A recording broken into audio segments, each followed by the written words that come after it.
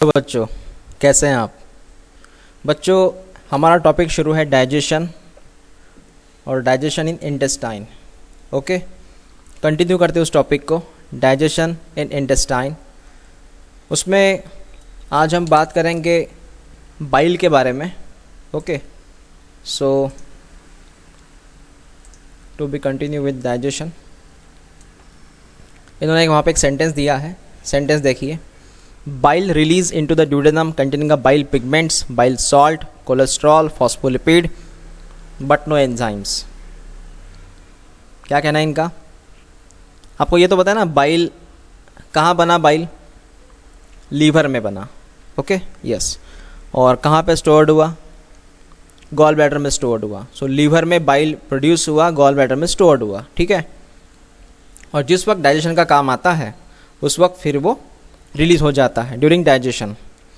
सो bile release कहाँ release हुआ का मतलब बाइल आखिरकार कहाँ जाता है? ड्यूडेनम में जाएगा। कंटेनिंग, एक्चुअल में देखो अभी ये जो बाइल है इसके अंदर क्या क्या है ये बात कर रहे हैं वो। बाइल के अंदर आपको मिलेगा बाइल पिगमेंट्स। ठीक है, बाइल पिगमेंट दो तरह के रहते हैं, एक रहता है बिलिरुबिन, एक होता है बिलीवर्डिन्स। ये बाइल पिगमेंट है, both called as bile pigments. उसके बाद में रहेगा bile salts, cholesterol, phospholipids, very very important, but no enzymes. Enzyme नहीं रहेगा। समझ में आ गया?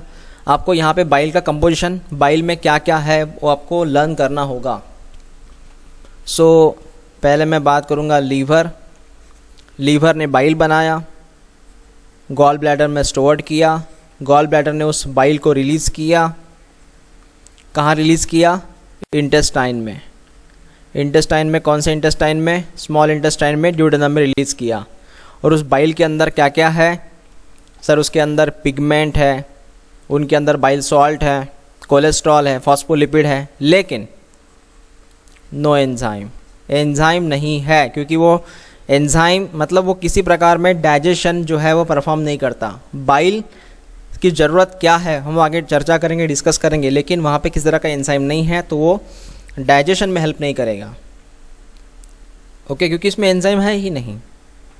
सर बाइल रिलीज़ क्यों किया? फिर बाइल क्यों गया इंटेस्टाइन में? हाँ, बाइल इसलिए गया इंटेस्टाइन में ताकि इंटेस्टाइन में जो है वो एक कंडीशन मेंटेन रहे। उस कंडीशन का नाम है अल्कलाइन कंडीशन। कौन सी कंडीशन? अल्कलाइल कंडीशन। अल्कलाइन का मतलब जानते हैं आप? Basic condition. तो इंटेस्टाइन को बेसिक बनाने के लिए, इंटेस्टाइन को अल्कलाइन बनाने के लिए उसका पीएच आपको पता है, बेसिक का पीएच कितना रहता है, अल्कलाइन का पीएच कितना रहता है। सो प्रॉपर पीएच बनाने के लिए वहाँ पे बाइल चाहिए, क्योंकि उसी कंडीशन में फूड डाइजेस्ट होगा। Got it? ओके, नेक्स्ट बात करते हैं। Bile help emulsification of the fat, IMP. Emulsification of fat का मतलब ये होता है कि एक फैट जो होता है एक बड़ा सा लोब्यूल है, मतलब एक बड़ा सा गोला है। इस फैट को कन्वर्ट किया जाएगा ड्रॉपलेट्स में, ऐसे फैट ड्रॉपलेट कहते हैं इसे। मतलब अ सिंगल फैट मॉलिक्यूल्स या single fat globules convert into small small droplets. देखिए क्या कहते हैं ये। इमल्सिफिकेशन ऑफ फैट का मतलब क्या है? Breaking down of the fat into very small micelles. इनको हम कहते हैं मिसल्स। छोटे छोटे दिख रहे हैं ना आपको ये? Yes, we call it micelles. समझ में आया? तो एक बड़ा सा फैट जो है इसे हम कहते हैं ग्लोब्यूल। इस ग्लोब्यूल को कन्वर्ट किया गया है छोटे छोटे मिसल्स में। ये है ग्लोब्यूल। ओके, ठीक है, इसी का नाम है इमल्सिफिकेशन ऑफ फैट। उसके लिए लगता है बाइल। याद रखना, इस सेंटेंस आईएमपी है। Bile also activate the lipase. Yes, lipase कौन है सर? लाइपेज एंजाइम्स है। इनको एक्टिव करने का काम करता है बाइल। और एंजाइम जो है वो किनको ब्रेक करते? पढ़ा था हमने स्टमक के वक्त, लिपिड को ब्रेक करते। ये एंजाइम लिपिड को ब्रेक करते। Yes, lipid break with the help of lipase. Okay. जो इंटेस्टाइन के अंदर म्यूकोसल सेल्स एपिथेलियल रहते हैं as a goblet cell. Intestine के अंदर आपको मिलेंगे गॉबलेट सेल्स, तो हम यहाँ पे लिखेंगे ये इंटेस्टाइन है, इंटेस्टाइन के अंदर रहते हैं गॉबलेट सेल, इंटेस्टाइन के अंदर रहते हैं गॉबलेट सेल, स्पेशली म्यूकोसा। पढ़ा आपने इंटेस्टाइन में स्पेशली कौन सा पार्ट? म्यूकोसा। पता है ना म्यूकोसा क्या है? सबसे इनर मोस्ट लेयर थी ना एलिमेंट्री कैनल की, तो इंटेस्टाइन के अंदर म्यूकोसा, उसके अंदर आपको मिलेगा गॉबलेट सेल। गॉबलेट सेल क्या बनाता है? गॉबलेट सेल म्यूकस बनाता है, और म्यूकस एक स्टिकी सब्सटेंस है। समझ में आया? यस। सो इंटेस्टाइन में रहता है म्यूकोसा, ये इनर मोस्ट लाइन है, उसके अंदर आपको मिलेगा goblet cell. Goblet cell produce the, हम यहाँ पे लिखते हैं goblet cell produce the mucus. Okay. The secretion of brush border cell of mucosa along with the secretion of goblet cell constitute intestinal juice और सकस एंट्रिकस। अब ये क्या है समझिएगा। तो इतना तो हो गया हमारा। The secretion of brush border cell of mucosa along with secretion of goblet cell, मतलब ये है कि गॉबलेट सेल ने म्यूकस क्रिएट किया, और वहाँ पे और कुछ ऐसे कुछ ग्लैंड्स रहते हैं, वो भी सिक्रीशन बनाते हैं। सिक्रीशन का मतलब होता है केमिकल्स। तो म्यूकस प्लस सिक्रीशन ऐसे दोनों मिलके, ओके, दोनों मिलके वहाँ पे हम कंबाइनली कहेंगे intestinal juice. What is intestinal juice? Mucus plus secretion. Mucus produced by goblet cell, secretion produced by glands present in the intestines. समझ में आया आपको? और ये जो ग्लैंड्स आप देख रहे हैं ये ब्रश बॉर्डर ग्लैंड्स है। ब्रश बॉर्डर का मतलब जानते हैं आप? ऐसे इस सेल को आपने देखा होगा ना, ब्रश बॉर्डर, ये है एपिथेलियल सेल्स, और ये भी रहता है म्यूकोसा में। कहाँ रहता है ये? म्यूकोसा। म्यूकोसा पता है ना आपको? Innermost line of the alimentary canal. तो म्यूकोसा में एपिथेलियल सेल है, ये कुछ ब्रश बॉर्डर शेप के हैं, और वो रिस्पॉन्सिबल रहते हैं, मतलब उन्हीं से ग्लैंड्स बनेगा, इस सेल से ही ग्लैंड बनेगा, ग्लैंड्स क्रिएट करेगा सिक्रीशन, सिक्रीशन प्लस म्यूकस, इसी को हम कहते हैं intestinal juice, also called as succus. क्या नाम है? सकस एंटेरिकस। Okay, clear? तो सकस एंटेरिकस को याद रखिए, इंटेस्टाइनल जूस है वो। ये जो जूस है, सकस एंटेरिकस बोलो या इंटेस्टाइनल जूस बोलो, this juice contain variety of enzyme. इसमें अलग अलग एंजाइम्स है। यस, इसमें अलग अलग एंजाइम्स है। कौन कौन से? उसमें डायसैकेराइडेज है, एंजाइम का नाम है। Example maltase. माल्टेज इसका एग्जाम्पल है डायसैकेराइडेज का, ठीक है। उसके बाद में डायपेप्टिडेज, लाइपेज, न्यूक्लियोसाइडेज, ये अलग अलग एंजाइम्स के नाम हैं, और जिस तरह की वो एक्टिविटी करते हैं उसके एक्टिविटी के अकॉर्डिंग उसके नाम दिए हैं। डायसैकेराइडेज उसका एग्जाम्पल है maltase, then dipeptidase, lipase, nucleosidase. Okay, yes.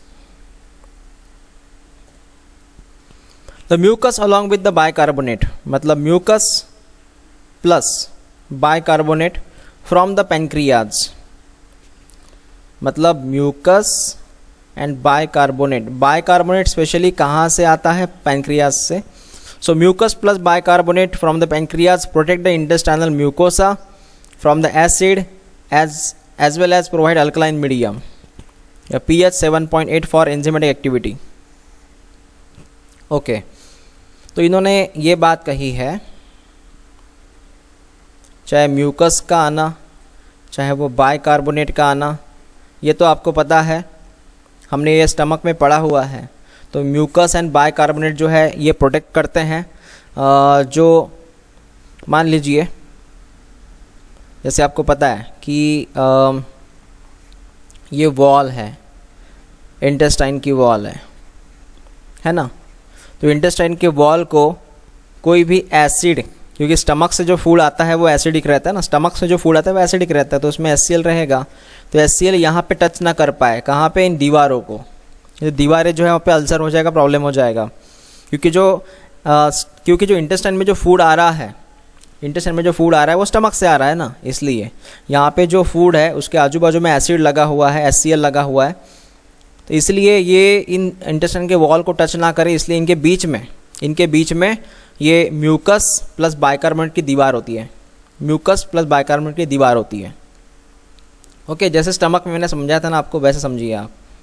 ये वाइट कलर में ड्रॉ कर रहा हूँ मैं दीवार, किसकी दीवार है ये म्यूकस प्लस बाइकार्बोनेट, उससे वहाँ पे किस तरह का HCl जो है वो टच नहीं करेगा।